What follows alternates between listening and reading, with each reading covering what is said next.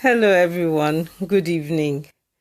I've been trying this for a while now. It's late at night and because of the light, my glasses, I decided to take them off, but I can't see very well. So if I'm looking funny, please excuse me.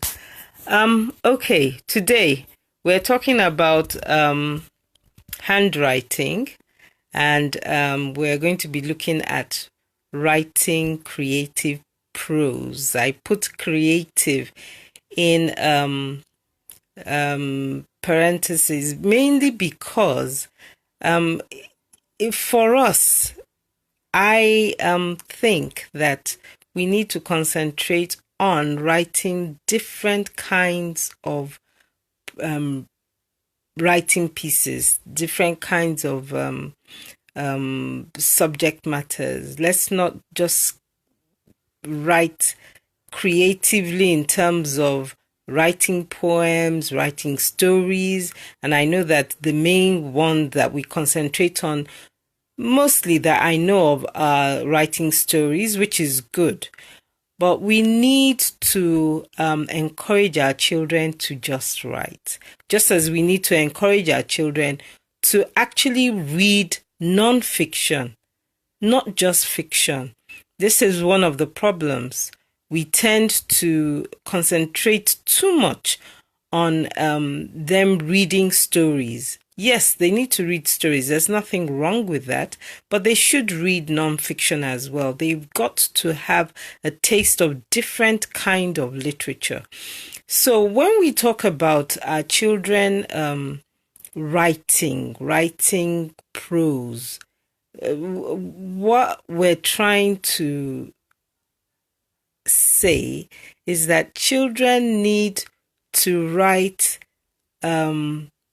different kinds of things from their experiences with their own words.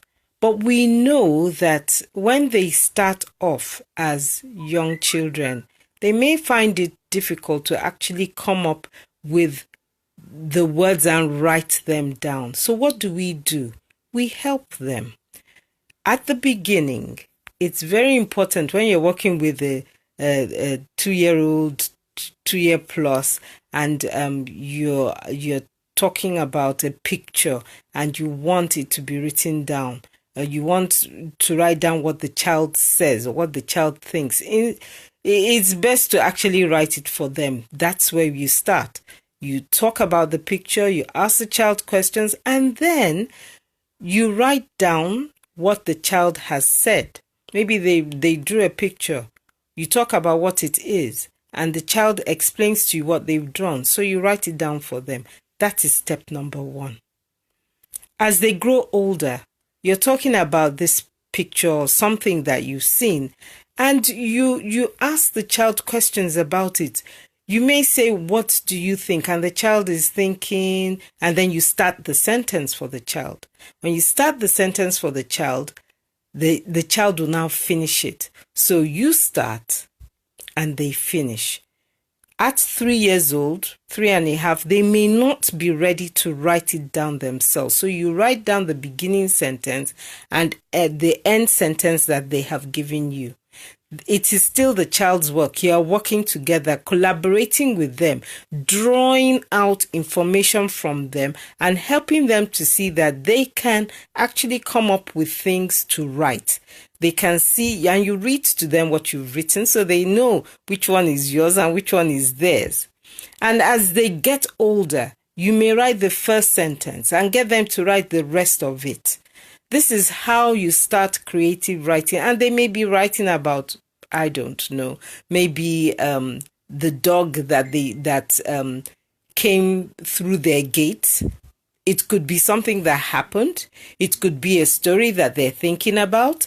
But get them to actually start writing as they learn words, as they learn to read, as their writing skills improve, their mechanical writing skills improve. It's important for us to then start working with the children so that by the time they get to primary 1, primary 2, they are actually writing.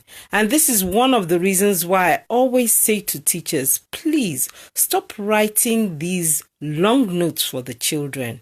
Simply come into the classroom, teach your lesson, make it as practical as possible, give them activities to do, then write the key words on the blackboard or whiteboard and get the children to write the sentences themselves, write what they've learnt themselves. We cannot be spoon-feeding the children. This is what writing is all about, so far as I'm concerned. They should be writing their notes themselves. It doesn't need to be any long, lengthy notes. They're in primary school, for crying out loud. They need to get to, to the last couple of years. In the British curriculum, we know them as the year 5s, year 6, the upper end of the primary school, or be it basic 5, basic 6 for us. They need to get to that point before they have long notes. And even those long notes, they should be making them themselves. I mean, for me, I find it so disheartening to come into a classroom and find children copying notes, because I know these children are just going to go home and go and cram these notes when exams come. They're going to pour it out for you, but they don't understand, they don't know. If the children actually wrote it out themselves, what they understood, then you can look through it and then you can assess and know, okay, this child is still struggling with putting their sentences together. You know now what to work with when you're doing grammar with them. If they're children that cannot write some of the letters correctly, you'll be able to see. No, but if you have written everything out and they're just copycats, you're not going to be able to tell the difference between whether they actually know what they're writing or not. So we need to encourage our children to write personally, individually, not copying what we write. So that is the beginning point. That's the reason why I'm not really concentrating too much on writing prose, although creative prose is important. Once we've gotten our children to the point where they're actually writing themselves and just writing what they think, writing what they see, writing what they've learnt, to write creative prose will now not become a problem. It will flow. But if we have not taken them step by step, then it's not going to happen. If we're expecting them to just write creative prose just like that, when all we've done is give them notes that they copy all the time, then we're not going to get what we actually want. And these children will deliver. They will deliver. Our children are brilliant. We are brilliant. It's just that we were not taught the way we needed to have been taught. I think I even had a better go at it, because I am pretty sure that if we take the average age of everybody that is listening to me right now, and don't include my age, but take everybody else's age, and then you get the average of it, you will still see that I'm older than all of you. I'm older than your average age. So Nigeria was better off when I was a young primary school girl. And I actually did go to a public primary school. I told my parents I wasn't going to the school that, if I mention the school, you will know it. So I'm not going to mention it. I said I'm not going to that school. And it was a private school. We had a British woman who was a principal at that time. I said I was not going to that school. I insisted that I was going to go to the yellow and blue uniform school. That was Ireti Primary School in those days. In Ikoyi, that was where I went to.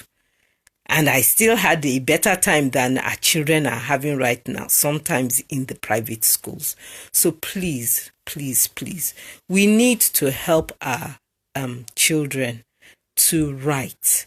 But you see, one thing that I want to say is that we need to make sure that even when we ask them to do writing and they're writing themselves, please stop correcting their grammatical errors. If what we are concentrating on is them writing themselves and they're writing their note or they're writing they're